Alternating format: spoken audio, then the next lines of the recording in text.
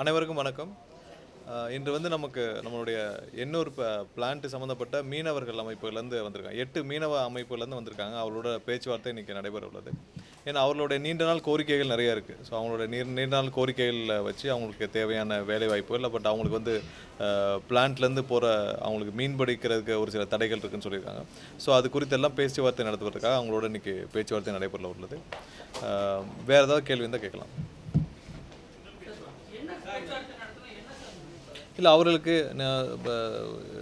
இல்லை இந்த இதுலேருந்து எண்ணூர் பிளான்ட்லேருந்து போகிற நீர்கள் வெளியேறதுக்கு அங்கே இருக்கிற மெட்டீரியல்ஸ்லாம் அவங்களுக்கு தொந்தரவாக இருக்குதுன்னு சொல்லியிருக்காங்க. வேலை வாய்ப்புகள் கேட்டுட்ருக்காங்க. ஸோ அதனால் நிறைய நீண்ட நாள் கோரிக்கைகள் இருக்குது. ஸோ அதெல்லாம் சேர்த்து உள்ளடக்கிய பேச்சுவார்த்தைகள் நடைபெறும். ஆமாம், வடசேனை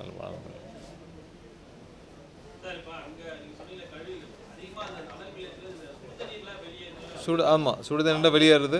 அந்த தண்ணீர்னால அவங்களுக்கு வர பிரச்சனைகள், ஸோ அவங்களுக்கு மீன்பிடி தடை இல்லாமல் போகணும்னு சொல்லியிருக்காங்க. ஸோ இதெல்லாம் உள்ளடக்கிய பேச்சுவார்த்தை இப்போ கொஞ்சம் நேரத்தில் நடைபெற உள்ளது. சார், இப்போ தான் அவங்களுடைய கோரிக்கை அவங்க நேரடியாக வர சொல்லி பேச்சுவார்த்தை நடத்த போகிறோம். ஸோ நடத்திட்டு அவங்களுக்கு தேவையான சுமூகமாக அவங்களுக்கு, ஏன்னா மீனவர்களுக்கு எந்த பாதிப்பும் இல்லாமல் அவங்களுக்கு மீன் பிடிக்கிறதுக்கான இதையும் செய்து கொடுக்கணும். அதே நேரத்தில் நம்மளுடைய பிளான்ட் சம்மந்தமாக என்னென்ன செய்ய போகிறோம், அவங்களுக்கு என்னென்ன குறைகள் இருக்குதுன்னு கேட்டுக்கிட்டு அவங்களுக்கு தேவையானவற்றை நம்ம செய்து கொடுக்க போகிறோம். இல்லை, இன்னும் போட வேண்டிய அவசியம் வரும். பட் இனிமேல் தான் அதுக்கான திட்டங்கள் இருக்கும். போட்டால் எல்லா பிளான்ட்லேயும் போட வேண்டிய அவசியம் இருக்கும். ஸோ இனிமேல் தான் அதுக்கான திட்டமிடலாம் செய்ய வேண்டியிருக்கும். இல்லை, மேண்டேட்ரின்னு சொல்ல முடியாது, பட் போட வேண்டிய சூழ்நிலை ஏற்படும், போட வேண்டிய கட்டாயம் ஏற்படும்.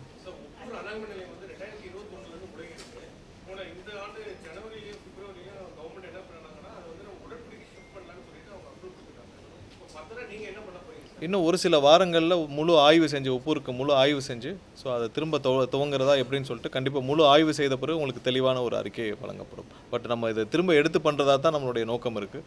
உப்பூர் அனல் மின் நிலையத்தை திரும்ப கொண்டு வந்து அதை திரும்ப செயல்படுத்த வைக்கிறதுக்கான நோக்கம் தான் அரசுக்கு இருக்குது. ஸோ அதை ஆய்வு செய்துவிட்டு என்ன காலக்கட்டம், என்ன மாதிரி திட்டங்கள் செய்ய போகிறோம், எப்படி பண்ண போகிறோம்னு சொல்லிட்டு நம்ம தெளிவாக சொல்லுவோம். ஆமாம். ஸோ இதை எல்லாத்தையும் பெண்டிங்கெல்லாம் முடிக்கிறதுக்கான வேலையை தான் நம்ம எப்படின்னு சொல்லி 2-3 வாரங்களுக்குள்ளே நம்ம அதுக்கான விடையை சொல்லிடுவோம். இல்லை, சிட்டிக்குள்ளே நடக்கிற மேக்ஸிமம் உங்களுக்கு நடக்கிற இன்ட்ரப்ஷன் எல்லாமே வந்து இந்த கேபிள் கட்டுனால தான் நடக்குது. ஸோ அந்த கேபிள் கட்டுக்கான நடக்கிறது வந்து உங்களுக்கு அங்கங்கே கான்ட்ராக்டர்ஸு, நம்ம கார்பரேஷன் நடக்கிற வேலைப்பாடுகள்னால தோற்றுறது தான். மற்றபடி வேறு எந்த பெரிய மேஜர் இஷ்யூஸும் இல்லை. மற்றபடி அங்கங்கே இருக்கிற ஒவ்வொரு ஏரியாவிலும் நம்ம கான்ட்ராக்ட் எம்ப்ளாயிஸ் வச்சு நம்ம சரி பண்ணிகிட்ருக்கோம். மற்றபடி சிட்டிக்குள்ளே வேறு மேஜர் இஷ்யூ எதுவும் இல்லை. பட் இப்போ இந்த லாஸ்ட் 1 வீக்காக நமக்கு வந்து டெம்பரேச்சர் அதிகமாக இருக்குது. ஸோ அதனால் நம்மளுடைய தேவையும் அதிகமாக இருக்குது.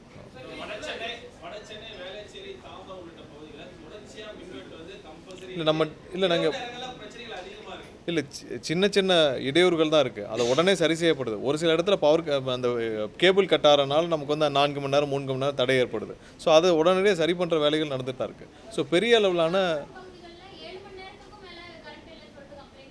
இல்லை, அதெல்லாம் உடனடியாக சரி செய்யப்பட்டுச்சு. ரொம்ப இல்லை, அவங்க 7 மணி நேரங்கிறது ரொம்ப அந்த மாதிரி எங்கேயுமே இல்லை. ஒரு சில இடத்துல தான் இருக்குது. அதுக்கான விளக்கமும் கொடுக்கப்பட்டிருக்கு. கேபிள்கள் கட் ஆனதுனால தான் இருக்குது, வேறு எதுவும் இல்லை. வேறு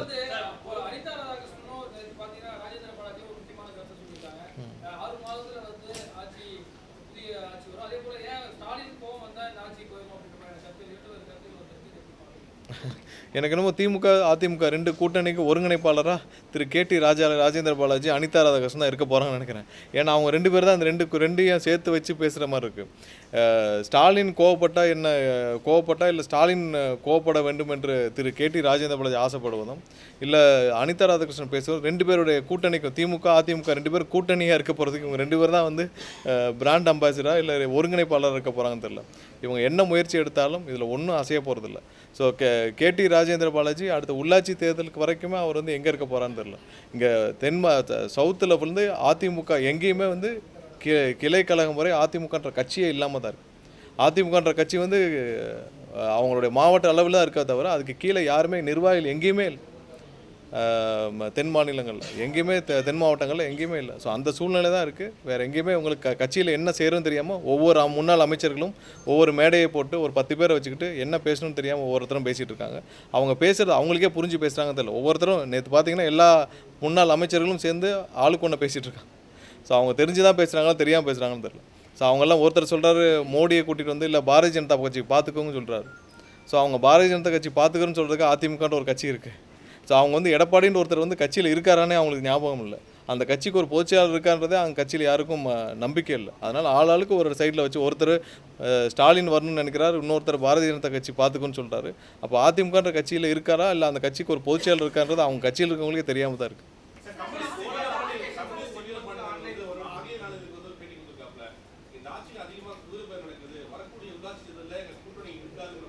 இல்லை குதிரை பேரத்தில் யார் மாட்டியிருக்கான்னு உங்களுக்கு தெரியும். குதிரை பேரத்தில் செந்தில் பாலாஜிக்கு சொந்த நெருங்கிய நபர்கள் கைது செய்யப்பட்டிருக்காங்க. குதிரை பேரம்னா முதல்ல எல்லாரும் புரிஞ்சுக்கணும், யாராவது பணம் கொடுத்து யாரையாவது வாங்க முயற்சி செஞ்சால்தான் குதிரை பேரம். யாராவது ரிசைன்மெண்ட் வராங்கன்னு வச்சுக்கோங்க, ஒரு சில பேர் அந்த கட்சியில் ஸ்டாலினையும் எடப்பாடியும் ஏற்றுக்க முடியாமல், ஸ்டாலின் தலைமையும் எடப்பாடி தலைமையும் ஏற்றுக்க முடியாமல் 2 பேரும் சேர்ந்து கூட்டணி அமைக்கணும் முயற்சி செஞ்சதை ஏற்றுக்க முடியாமல் ரிசைன் பண்ணிட்டு வெளியே வராங்கன்னா அது பேர் குதிரை பேரம் கிடையாது, அவங்களுடைய தனிப்பட்ட முடிவு. குதிரை பேரத்தில் கைது செய்யப்பட்டது செந்தில் பாலாஜியும் அவர் கூட இருந்த நபர்களும் 8 பேர். அது சம்மந்தப்பட்ட 50 லட்சத்துக்கு மேலே ஹவாலா பணம் மாட்டியிருக்கு. ஸோ அது சம்மந்தமான அடுத்த கட்ட ஒவ்வொரு என்கொயரியும் போயிட்டுருக்கு. இன்றைக்கி கூட 4 பேர் அதிகமாக விசாரணை செய்யப்பட்டிருக்காங்கன்னு சொல்லி செய்திகளில் பார்த்தோம். குதிரை பேரம்னா எல்லாரும் புரிஞ்சுக்கணும், யாராவது காசு கொடுத்து வாங்க முயற்சி செய்தால்தான் குதிரை பேரம். யாராவது வந்து ரிசைன்மெண்ட் வராங்கன்னா யாரையும் இங்கே நாங்கள் அழைக்கவில்லை, யாரையும் வந்து நீங்கள் வாங்கன்னு சொல்லவில்லை. அந்தந்த தலைமையில் எடப்பாடியும் ஸ்டாலினையும் நம்பாமல் வெளியில் வர்றவங்களுக்கு வெளியில் வந்து ரிசைன்மெண்ட் வரவங்களுக்கு என்ன ஆப்ஷன் இருக்கும்? அவங்க வந்து கட்சியில் சேர்றவங்கள யாரும் சேர முடியாதுன்னு சொல்ல முடியும். இல்லை அவர் எந்த எண்ணத்தில் சொன்னார்னு தெரியல. குதிரை பேரம்ன்றது வந்து கண்டிப்பாக அவர் வந்து ஒருவேளை செந்தில் பாலாஜியோடைய நெருங்கிய நபர்கள் இப்போ மாட்டியிருக்காங்களே அதை கூட அவர் மைண்டில் வச்சு சொல்லியிருக்கலாம். நாங்கள் அது என்னன்னு தெரிஞ்சுக்கிறோம். பட் அவர் சொன்னதாக இதாக தான் இருக்கும்.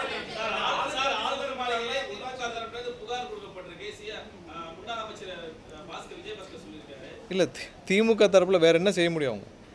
அவங்க வந்து இப்போ ஆளுநருக்கு கடிதம் எழுதுறாங்க, சிபிஐக்கு கடிதம் எழுதுறாங்க. ஏன் ஆர்எஸ் பாரதிக்கு தெரியாதா? சிபிஐக்கு கடிதம் எழுதுனா சிபிஐ வந்து விசாரிக்குமா? சிபிஐக்கு யார் ஹேண்ட் ஓவர் பண்ணோம்? ஒன்று கோர்ட்டு ஹேண்ட் ஓவர் பண்ணோம், இல்லை கவர்மெண்ட் ஹேண்ட் ஓவர் பண்ணோம். ஆர்எஸ் பாரதி கடிதம் எழுதுனால ஹேண்ட் ஓவர் பண்ண முடியாது. அது எப்படி ஹேண்ட் ஓவர் பண்ண தெரிஞ்சுட்டு தான் சும்மா டைம் பாஸ்க்கு எழுதிட்டு இருக்காரு ஆர்எஸ் பாரதி. இன்னும் அறிவாலயத்தில் உட்காந்து சும்மா இருக்கிறார்ல, ஏதாவது என்ன செஞ்சீங்கன்னு 4 பேர் கேட்டிங்கன்னா கடிதம் எழுதுனேன்னு சொல்லணும்ல. ஸோ அது மாதிரி 4 பேர் இருக்கவங்களுக்கு போய் நம்ம தினமும் பெருசாக ரெஸ்பாண்ட் பண்ண வேண்டாம். சிபிஐக்கு கடிதம் எழுதுறா ஆர்எஸ் பாரதிக்கு தெரியுமில்ல சிபிஐ எப்படி டேக் ஓவர் பண்ணுவாங்க. சிபிஐ இங்கே வந்து டேக் ஓவர் பண்ணக்கூடாது, அவங்க தானே சட்டம் கொண்டு வந்தாங்க, அவங்க தானே பாஸ் பண்ணாங்க. ஆர்எஸ் பாரதிக்கு தெரியாதா சிபிஐ எப்படி டேக் ஓவர் பண்ணுவாங்க, இல்லை யார் ஹேண்ட் ஓவர் பண்ணணும் சிபிஐக்குன்னு சொல்லிட்டு? அப்புறம் எதுக்கு சிபிஐ கடிதம் எழுதுறாரு? அந்த கடிதம் என்ன ஆகும்னு சிபிஐக்கு தெரியாதா? ஸோ அதனால் இது மாதிரி ஒரு 4 பேர் இருக்காங்க அறிவாலயத்தில். ஸோ சும்மா இருக்கிறனால ஏதாவது எழுதுவாங்க, அதை நம்ம பெருசாக எடுத்துக்கவே வேண்டாம். இல்லை கவர்னர் என்ன செஞ்சிருவார்? கவர்னர்கிட்ட போய் இவங்க கொடுக்குறாங்க. கவர்னருக்கு எல்லாமே தெரியும்ல. இதே இதில் செந்தில் பாலாஜியும் அவர் சம்மந்தப்பட்ட ஆட்களும் பர்ச்சேஸ் பண்ண 8 பேர் அரெஸ்ட் பண்ணாங்களே, அது தெரியாதா இருக்கும்?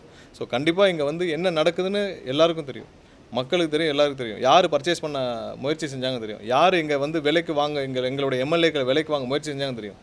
இப்போ வரைக்கும் சொல்கிறோம் அந்த முயற்சியில் தான் இருக்காங்க. ஸ்டாலின் சம்மந்தப்பட்ட முன்னாள் முதல்வர் ஸ்டாலின் சம்மந்தப்பட்ட நபர்களும் எடப்பாடி சம்மந்தப்பட்ட நபர்களும் இந்த முயற்சியிலே தான் இருக்காங்க. ஸோ அதனால் இவங்க சும்மா அதை டைவெர்ட் பண்ணுறதுக்கு ஏதோ பண்ணுறாங்க, அதுக்கு நம்ம பெருசாக இடம் கொடுக்கலாம்.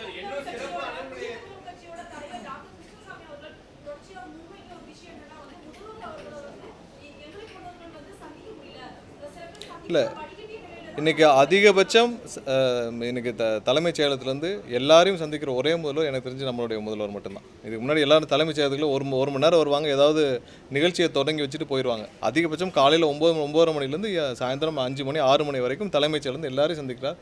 கண்டிப்பாக அவர் யார் மூலமாக முயற்சி செஞ்சார்னு தெரில. கண்டிப்பாக நேரடியாக முதல்வர் அலுவலகத்துக்கு யார் வேணாலும் தொடர்பு கொள்ளலாம், கண்டிப்பாக டைம் வழங்கப்படும். அதுலேருந்து முடியாது.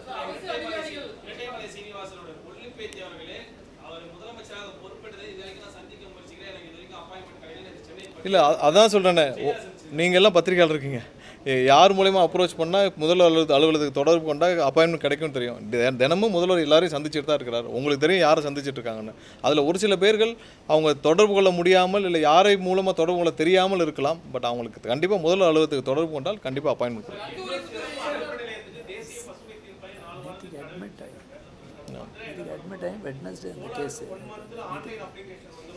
ஆமாம் சார் இன்னும் ஒரு 2 வாரத்தில் நம்ம அந்த சோலார் ஆன்லைன் அப்ளிகேஷன்ஸ்க்குள்ள நம்ம ஒரு சொல்யூஷன் நம்ம அனௌன்ஸ் பண்ணிவிடும். ஏன்னா அதில் பாலிசி டிஃபைன் பண்ணாமல் இருக்கும், நம்ம பேட்டரி ஸ்டோருக்கு பாலிசி டிஃபைன் பண்ணாமல் இருக்கும்.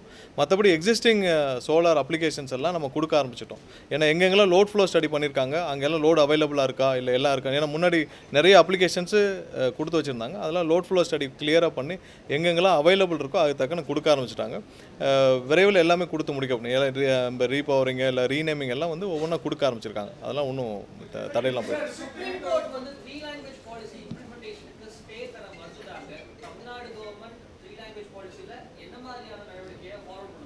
இல்லை நம்ம என்ன கடைபிடிச்சிட்டு இருக்கிறோமோ நம்ம அதை என்ன 2 லாங்குவேஜ் நம்ம என்ன கடைபிடிச்சிட்டு இருக்கோமோ அதில் எந்த மாற்றமும் இருக்காது. ஸோ அது சம்மந்தமாக சட்டப்பூர்வமாக என்ன செய்யணுமோ அது அந்த முன்னெடுப்பை செய்வோம் சார். நம்ம பாலிசியில் எந்த சேஞ்சஸ் இருக்காது.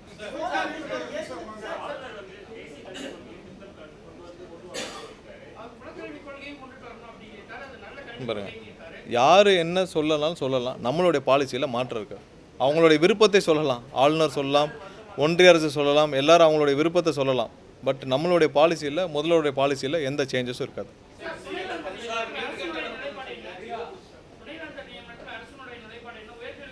சரி, உங்கள் எல்லாருக்கும் தெரியும் துணைவேந்தருடைய நியமனத்தில் கோர்ட்லேயும் பெண்டிங் இருக்குது.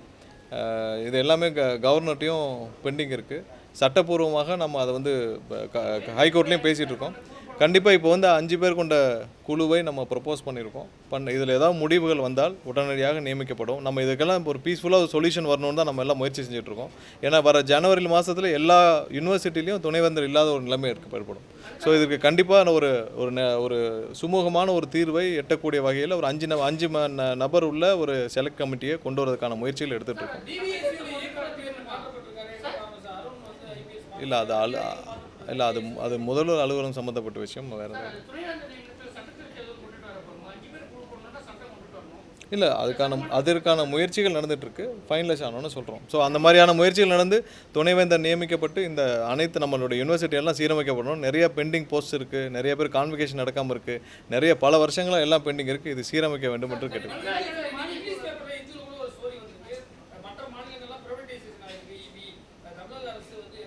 இங்கே டிஸ்ட்ரிபியூஷனில் ப்ரைவேட்டைசேஷன் பண்ணுறதுக்கான வாய்ப்புகளே கிடையாது. அதை செய்யவே மாட்டோம்.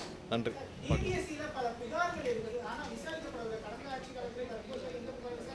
எல்லா புகார்களும் பழைய ஆட்சியில் எப்படி ஹேண்டில் பண்ணுவாங்கன்னு தெரியும்.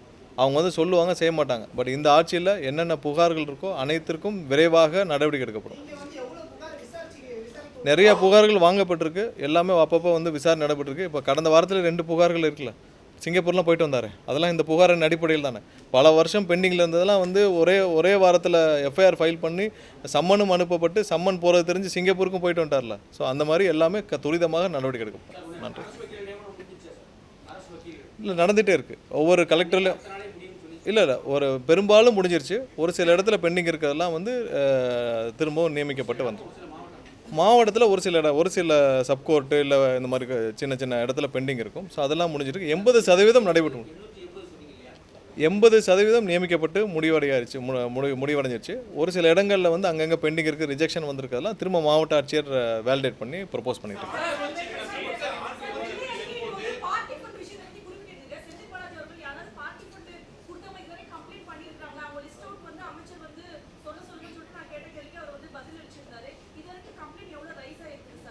இல்லை, என்கிட்டே ஒரு கம்ப்ளைண்ட் வந்துச்சு. பார்ட்டி ஃபண்டு சோலாருக்கு பார்ட்டி ஃபண்டு வாங்கினதா என்கிட்டே ஒரு கம்ப்ளைண்ட் வந்துச்சு. ஒரு மெகாவாட்டுக்கு 25 லட்ச ரூபா கேட்டாங்கன்னு சொல்லி என்கிட்டே கம்ப்ளைண்ட் வந்துச்சு. அந்த கம்ப்ளைண்ட்டை நானே வந்து கமிஷனருக்கு ஃபார்வர்ட் பண்ணி விட்ருக்கேன். ஸோ பார்ட்டி ஃபண்ட் எங்கே வாங்கினாங்கன்னு மக்களுக்கு நல்லா தெரியும். எந்தெந்த டிபார்ட்மெண்ட்டில் வாங்கினாங்க, எதில் வாங்கினாங்க. இல்லை, ஃபார்வர்ட் பண்ணியிருக்கோம். அதை அவங்க விசாரிச்சுட்டு இருக்காங்க. விசாரணையில் எந்தெந்த வகையில் என்னென்ன ஆதாரங்கள் இருக்கோ உடனடியாக நடவடிக்கை எடுக்கப்படும். ஸோ எங்கெங்கெல்லாம் வந்து ஆதாரங்கள் இருக்குதோ உடனடியாக வழக்கு பதிவு செய்யப்படும். அதற்கான நடவடிக்கை எடுக்கும். ஏன்னா ஃபார்வர்ட் பண்ண பிறகு காவல்துறை என்ன செய்கிறாங்கன்னு நம்ம தலையிட முடியாது. ஸோ கண்டிப்பாக அதில் விசாரணை துரிதப்படுத்துகிற வேலையில் காவல்துறை முழுமையாக ஈடுபட்டு வராங்க.